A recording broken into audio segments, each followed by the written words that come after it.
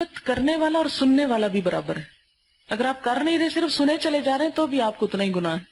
اچھا اب آپ دیکھیں کہ اس موضوع کو بدل دیا کریں. اگر کوئی کر رہا ہو تو اسے چینج کر دیں، ٹاپک کسی اور طرف لے جائیں. پیٹ پیچھے کسی کی حمایت کریں. کوئی آپ کے ساتھ برائے کا آپ کہیں کہ جی نہیں مجھے تو معلوم نہیں، جسے وہ کرنا زیرو پہ لے آئیں اس کا انٹرسٹ، تو آئندہ نہیں کرے گا آپ کے سامنے. حدیث ہے اگر کوئی شخص کسی مسلمان کی حمایت ایسے موقع پہ نہیں کرتا جہاں اس کی تذلیل کی جا رہی ہو اور اس کی عزت پر حملہ کیا جا رہا ہو، تو اللہ تعالیٰ بھی اس کی حمایت ایسے موقع پر نہیں کرتا جہاں وہ اللہ کی مدد کا خواہاں ہو. اور اگر کوئی شخص کسی مسلمان کی حمایت ایسے موقع پہ کرتا ہے جہاں اس کی عزت پہ حملہ کیا جا رہا ہو اور اس کی تذلیل اور توہین کی جا رہی ہو، تو اللہ تعالیٰ اس کی مدد ایسے موقع پہ کرتا ہے جہاں وہ چاہتا ہے کہ اللہ اس کی مدد کرے. اگر ہم کسی کے پیٹھ پیچھے اس کا دفاع کریں گے تو اللہ تعالیٰ بھی ایسے موقع پہ ہمارے دفاع کا سبب پیدا کر دے گا جب لوگ ہمارے بارے میں ہمارے خلاف کچھ کہہ رہے ہیں. پھر اور کیا کریں؟ ایسے لوگوں کو چھوڑ دیں جو غیبت کے عادی ہوں. کنارہ کشی، ان کی دوستی یک مشترک ختم، کہ جن کا شغل ہی صرف غیبت ہے. کیونکہ انسان غیبت کرتا ہی ایسے لوگوں کے ساتھ ہے جو عادی ہوتے ہیں غیبت کے. آپ ان کے ساتھ بیٹھتے چلے جائیں، وہ دہانہ کھول دیں گے لاوے کا مختلف لوگوں کو جلانے اور ختم کرنے کے لیے. اوائڈ کریں، کوشش کریں ملاقات ہی نہ ہو ایسے لوگوں سے. اور اگر کہیں پھنس جائیں آنکھیں تو ایسی باتیں چھیڑ دیں کہ وہ انہی میں الجھ کے رہ جائیں. اب یہ آپ کی ہوشیاری ہے نا کہ آپ چھیڑ سکیں. کلیور ہونا چاہیے، مسلمان کو کلیور ہونا چاہیے اس سینس میں کہ وہ برائی سے بچ سکے. آپ دیکھیں نا کہ اگر آپ محتاط نہیں تو آپ ڈرائیونگ میں ایکسیڈنٹ کر بیٹھیں گے. تو اسی طرح اگر آپ محتاط نہیں تو آپ مار کھا جائیں گے لوگوں سے. محتاط ہونے کی ضرورت ہے. اور اگر آپ نیت رکھتے ہیں تنصر اللہ ینصرکم، اللہ بھی مدد کرے گا. اور کچھ نہیں تو یہ کہیں ذرا پانی پینا چاہتے ہیں 1 منٹ کے لیے ایکسکیوز کریں اور اٹھ کے پانی لینے چلیں اور لا کے پی لیں. اسی طرح یعنی کوئی بھی طریقہ ہو سکتا ہے، ٹاپک بدل دیں. پھر ایک اور بات یہ ہے کہ اچھے کام میں اپنے آپ کو مصروف کر لیں. ٹائم ہی نہیں ملے گا غیبت کرنے کا. سب سے آسان بات یہ، دل میں خیال آئے بھی فلانا برا کر رہا ہے تو اچھا ٹھیک ہے ذرا کرتے ہیں کچھ اس کا، اور پھر بھول جائیں گے آپ کیونکہ وقت ہی نہیں ملا. یہ سب سے آسان طریقے. ادفع باللتی ہی احسن، اچھی مصروفیت، اچھی ایکٹیویٹیز. مثلا جیسے عموماً گھروں میں ایسا ہوتا ہے اور سب کے گھروں میں ہوتا ہے نا، گھر میں ہی آ کے سب صحیح ایکسپوز ہوتے ہیں لوگ، باہر تو خول چڑھائے رکھتے ہیں. گھر جب بالکل پیور پرسنل اوریجنل مجلس یعنی ایکسکلوسیولی بالکل انر سرکل کی ہوتی ہے، سب طوفان وہاں اٹھتے ہیں. اور سب سے مشکل محاذ وہ ہے. لوگوں کو باہر تو اوائڈ کر دیں. آپ کو پتا یہ لڑکی کرتی میں نے نہیں اس کے پاس بیٹھنا، میں نے نہیں گزرنا اس کے پاس، بچ گئے آپ، آسان ہے. سب سے مشکل ترین محاذ آپ کا اپنا گھر ہے. تو جب کبھی ایسی کوئی بات نہیں تو آپ کہتے ہیں جیسے گھروں میں عموماً ہوتا ہے، تو اس کا ایک طریقہ یہ ہے کہ آپ کوئی ایسا اسٹیکر یا آیت لکھ کر لگا دیں. مثلاً جیسے غیبت زنا سے بدتر ہے، یا یہاں پر جو آیا ہے غیبت کرنا مردہ بھائی کا گوشت کھانا، تو جب کوئی کرنے لگے تو ایک دم ادھر اشارہ کر دے وہ پڑھ لو. مثلاً بعض اوقات یہ ہوتا ہے کہ جیسے آپ کا کوئی ایسا رشتہ ہوتا ہے جو بہت سینسیٹیو ہوتا ہے نا، تو اس صورت میں یہ ہوتا ہے کہ بعض اوقات بزرگ لوگ جب ہو جاتے ہیں نا تو وہ ناراض بھی جلدی ہونے لگتے ہیں پھر، اور ان کو باتیں کرنے کا دل بھی چاہتا ہے اور کوئی ان کو ملتا نہیں. جب کوئی ملتا ہے تو اس کو پکڑ کے بٹھا لیتے ہیں اور سب کے خلاف غم غصہ نکالتے ہیں جو ان سے زیادتیاں کر رہے ہوتے ہیں. بیچارے وہ بھی سچے ہوتے ہیں، کیا کریں. تو ظالم کی شکایت جو ہے وہ مظلوم جب کرتا ہے تو سن لیں، کوئی حرج نہیں.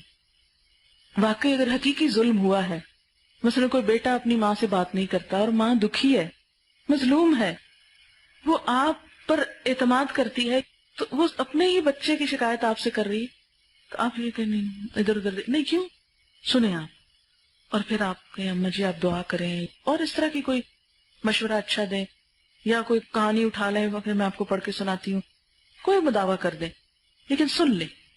یہ الگ بات ہے کہ وہ ہر ایک کو سنا رہے ہیں. اور اگر آپ کو پہلے سے، کیونکہ اپنے خاندان میں خاص طور پتہ چل جاتا ہے کہ یہ فلاں شخص کے خلاف بولنے لگے، ان کا آپس میں جھگڑا اور میں اس میں کچھ نہیں کر سکتی، تو پھر اوائڈ کریں سننے سے. مٹیریلسٹک ہو گئے ہیں، وہاں بھی ایکسٹریم ہے، ایک اعتدال نہیں کہ انسانی رشتوں تعلقات، کسی کا غم دکھ نہ سننے کا وقت نہ سنانے کا، ہر ایک اپنے ہی آپ میں. اور یہاں ایک دوسری ایکسٹریم ہے، کام کوئی نہیں تو صرف گلوں شکووں کے علاوہ اور کوئی شغل نہیں. تو یہ دونوں انتہائیں، ان دونوں کے درمیان سنیں بھی، مشورہ بھی دیں، حل بھی کریں، ان کے ساتھ ہمدردی بھی کریں. اور اس کے علاوہ اگر پتہ چل جائے اب مثلا دو میاں بیوی کے درمیان جھگڑا ہے، آپ کے بھائی اور بھابھی مثلا، مثال کے طور پہ، اب آپ کو پتہ ہے نا کہ نہ آپ بھابھی کو سمجھا سکتے ہیں نہ بھائی کو سمجھا سکتے. اب جب وہ جھگڑنے لگے، کرنے لگے آپ کے پاس آ کے، تو اوائڈ کریں کہ بس اللہ ہدایت دے تم دونوں کو، میں کیا کر سکتی ہوں. اور اگر آپ واقعی کچھ کر سکتے ہیں اس کو یا اس کو پکڑ سکتے ہیں، آپ بڑے ہیں، آپ پکڑ کے صحیح بھی کریں، سن لیں. لیکن یہ ہے کہ جیسے یہ کسی نے لکھا ہے کہ میں عموماً یہ کرتی ہوں کہ جب بھی کوئی ایسی کیفیت ہو کتاب اٹھا لیتی ہوں اور پڑھ کے سناتی ہوں، فوراً بات بدل جاتی ہے اور غیبت کا خیال نہیں رہتا. اس میں یہ بھی ہے کہ جیسے میں نے کہا نا کہ ذرا سے ایکسکیوز کر کے 1 منٹ کے لیے اٹھ گیا، جو ہی سمجھا نا لمبا قصہ شروع ہونے لگا یا کچھ، تو اس میں ضرور یہ سوچیں جہاں گنجائش نکلتی ہے نا کسی کا دکھ سننے کی، وہ ضرور سنیں، مگر اتنا اس میں نہ لگ جائیں کہ صرف دکھ ہی سنتے رہیں اور کوئی سکھ کی بات نہ کر سکے.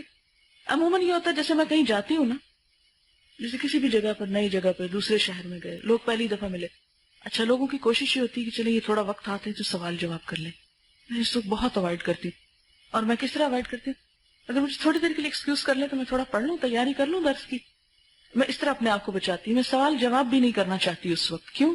مجھے پتا ہے جب درس ہوگا انشاءاللہ بہت سے سوالوں کے جواب آ جائیں گے، پھر ذہن ایک پازیٹیو تھنکنگ میں آئے گا، پھر سوال بھی مفید آئیں گے. میں درس سے پہلے بہت کوشش کرتی ہوں کہ لوگ مجھ سے کوئی سوال نہ کریں، اور کرتے ہیں، دیکھتے جاتے ہیں اور شروع ہو جاتے ہیں. راہ چلتے حتیٰ کہ آپ کو جگہ دکھا رہے ہوں گے نا، مثلا لا کے اگر وہاں بیٹھے وہاں سے، یا اچھا مجھے ایک سوال کا جواب دے دیں، اس بار کیا ہونا چاہیے.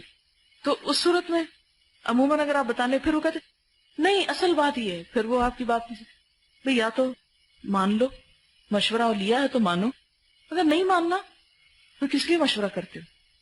تو بہت آسان جو میرے تجربے میں یہ چیز آئی کہ جب میں بچنا چاہتی ہوں کسی بھی اس طرح کی بیڈ فیلنگ سے، تو میں ہمیشہ اجازت لیتی ہوں کہ اگر میں تھوڑا تیار کر لوں، اور اس میں فائدہ بھی ہوتا ہے تیاری کا، انسان ذرا سا مائنڈ میک اپ کر لیتا. ورنہ آپ بول بول کے تو جب اصل درس کا وقت آتا ہے تو آپ کے پاس ہمت ہی ختم ہوئی پڑی ہوتی ہے.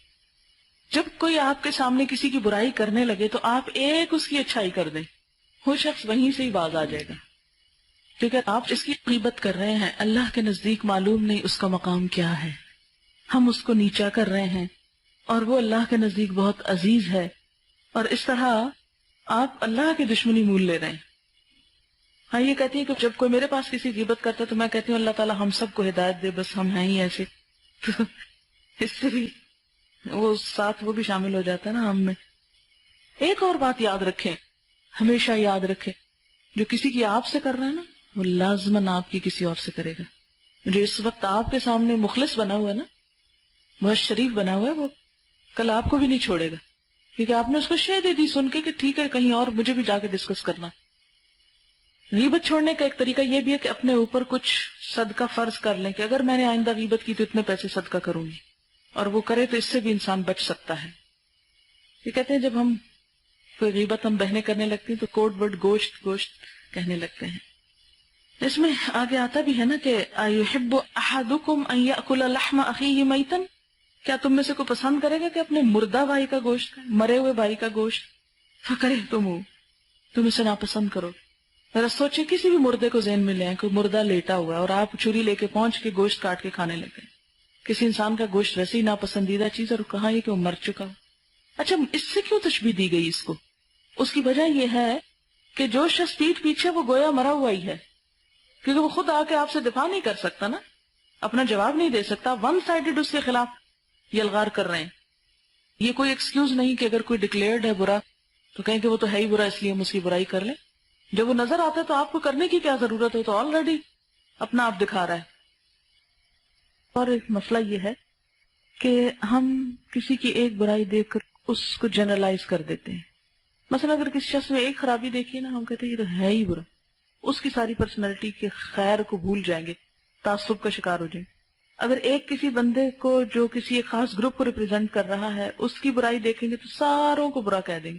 مثلا الوداع کی اگر ایک لڑکی کہیں بدتمیزی کرتے تو لوگ کیا کرتے ہیں، فوراً کہتے ہیں الوداع والے تو ہیں ہی ایسے.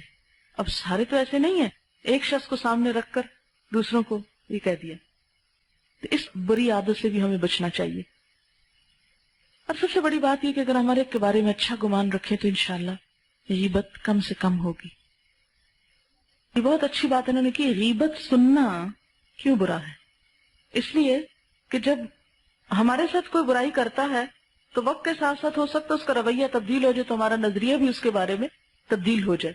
لیکن ہم جس شخص کو خود نہیں جانتے اس کی برائی سن کے اس کے بارے میں ایک بری رائے قائم کر کے بیٹھ جاتے ہیں، تو ہم کوئی تعویل نہیں اس کی کر سکتے اور اس کے بارے میں ایک برا ہی اوپینین اپنے لیے بنائے رکھتے ہیں. اور اس طرح ہم کبھی بھی اچھے دل سے اس سے بات نہیں کر سکتے، نہ ملاقات کر سکتے. اگر کہیں وہ سامنے آ بھی جائے تو ہم صرف کریٹیکلی اس کو دیکھتے ہیں. کئی دفعہ لوگ آپ کے پاس بھی آتے ہوں گے، میرے پاس بھی آتے ہیں کہ ہم نے آپ کے بارے میں جو کچھ سن رکھا تھا کئی دن تو یہی جائزہ لیتے رہے وہ چیز آپ سے ڈھونڈ نکالیں آپ کے اندر سے. کبھی بھی جب کوئی شروع کرتا ہے نا کسی کو کریٹیسائز کرنا، عموماً میں یہ کہتی ہوں کہ پتہ نہیں ہم میں کتنے عیب ہیں، معلوم نہیں ہماری کیا کیا خامیاں ہیں. فوراً پھر مزاج بدل جاتا ہے. اگر وہ ایک دم منع نہ بھی ہو تو کول ڈاؤن ہو جاتا ہے، پھر مزہ نہیں آتا اس کو بات کرنے میں. مزہ اسی وقت آتا ہے جب آپ کہیں اچھا تو اور کیا، جو نہیں پتا اس کو بھی نکلوا لیں.